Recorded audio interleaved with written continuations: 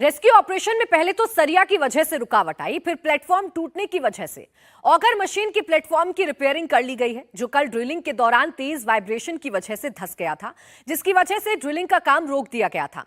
आपको बता दें कि कल पहले सरिया की वजह से ऑपरेशन रुका था, हालांकि बाद में उसे काटकर हटा दिया गया था और फिर ऑगर मशीन के प्लेटफॉर्म के धंसने की वजह से अब उस प्लेटफॉर्म को तैयार कर लिया गया है और दोबारा ड्रिलिंग का काम शुरू हो गया है।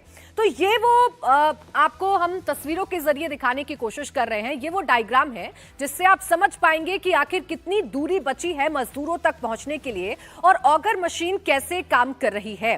ऑगर मशीन कुछ इस तरीके से काम कर रही है। देखिए, उसके ड्रिलिंग में कल थोड़ी सी दिक्कतें आई थी, लेकिन ऑगर मशीन के प्लेटफॉर्म को रिपेयर कर लिया गया है। दरअसल इसका एक हिस्सा टूटा था जिसे रिपेयर किया गया और इसी की वजह से ड्रिलिंग रोकी गई थी, इसी की वजह से रेस्क्यू ऑपरेशन में बाधा आई थी।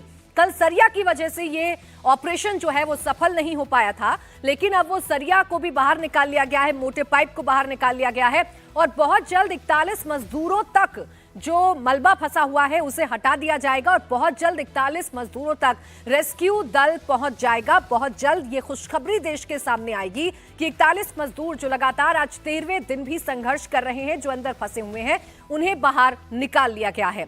तो एक तरफ पूरा का पूरा ऑपरेशन चल रहा है, रेस्क्यू दल लगातार दिन रात काम कर रहे हैं, तो वहीं इस पूरे मामले पर प्रधानमंत्री के पूर्व सलाहकार भास्कर खुल्बे से बात की हमारे संवाददाता मनीष प्रसाद ने। सुनिए उन्होंने क्या कुछ कहा।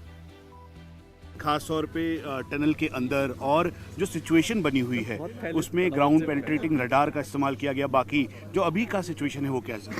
अभी की सिचुएशन बहुत पॉजिटिव है और हम सबका मनोबल बहुत अच्छा है। आज की सुबह हम सब लोगों के लिए बहुत पॉजिटिव आशा की किरण लेकर के आई है और हमारा काम चल रहा है। हम उम्मीद करते हैं कि 11:30-12 बजे तक हम अपना नॉर्मल ड्रिलिंग ऑपरेशन रिज्यूम कर पाएंगे। सर, किस तरीके की बाधाएं थी जिसको हमने ओवरकम किया, ओवरपास किया? जैसा आप जानते हैं कि वहाँ लोहा फंस गया था, उस लोहे को निकालने में थोड़ा सा समय लगा। उसके बाद हमारे को प्लेटफॉर्म को थोड़ा सा स्ट्रॉन्ग करना पड़ा, उसमें समय लगा। उसके बाद फिर हम अब पाइप के मुंह पर जो पाइप थोड़ा सा स्क्वीज कर गया है उसको काट करके बाहर निकालने के लिए अभी एफर्ट कर रहे हैं, जो जारी है और जल्दी ही कंप्लीट हो जाने वाला है। अमेरिकन ऑगर मशीन या प्लेटफॉर्म, उसकी क्या सिचुएशन है? बिल्कुल ठीक है। और ग्राउंड पेनिट्रेटिंग रडार से क्या आउटपुट निकला है? क्या आने वाले समय में कितने टनल माउथ पे 5 मीटर के अंदर कोई मेटेलिक ऑब्स्ट्रक्शन नहीं है। अभी कितना एरिया बाकी है सर, और कितना इसे क्रॉस कर लेंगे? जो आप मेटेलिक एरिया कह रहे हैं जहाँ पे है, उसे बाईपास करने के बाद कितना और बाकी रह जाएगा? इसमें थोड़ी 14 मीटर। सर, थोड़ा क्लैरिटी के साथ अगर बता दें। क्लैरिटी तो यही है कि अगर हम कल 48 मीटर पहुंचे थे और 2 मीटर पाइप हमने काट दिया तो हम वापस 46 पर आ गए, और अगर 60 मीटर जाना है तो और 14 मीटर जाना है जी।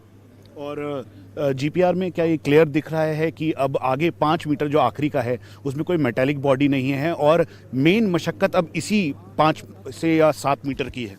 जी हाँ, कोई मेटालिक बॉडी नहीं है। ये उन्होंने पूरा डिटेल स्टडी करके हमको अपनी फाइंडिंग्स में बताया है। सर, कितना एक्सपेक्ट करें, कितने समय तक ये सभी जो तक हमारा काम कंप्लीट होना चाहिए? जो 41 हैं उन सबसे मुलाकात हो पाएगी शाम 6 बजे तक?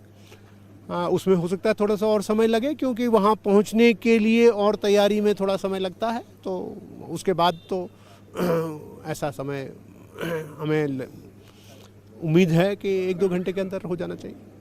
यानी शाम 6 बजे का जब वक्त होगा तो उस दौरान जो इस समय एक्सपर्ट्स की टीम है, जो बाकी टीम्स हैं, वो ये कोशिश कर रही हैं कि जल्द से जल्द सिचुएशन को नॉर्मलाइज किया जा सके और रेस्क्यू टीम 41 वर्कर्स तक पहुंच सके।